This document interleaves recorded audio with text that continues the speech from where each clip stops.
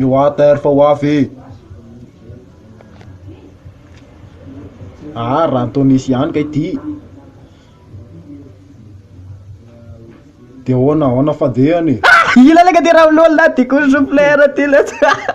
Isa tsy maharaka andray nareo atondray le tsy zao ny lamaody amizao leko lamaody zao le ka tena tsambana raha ohatran'io le ko mela ohatrina le. Aya, amin'ny artiste malaza ny erzandro manao antony. Talao njaka tina ty, tsy talao io mitovy aminavy lery amizao Amindray Njakatiana aloha izy mba hitako hoe norme fa aminah ohatra ny hafahafa le. Aya. Milo, andeha hoay akao manao iny e. Firena ty anao malaky e.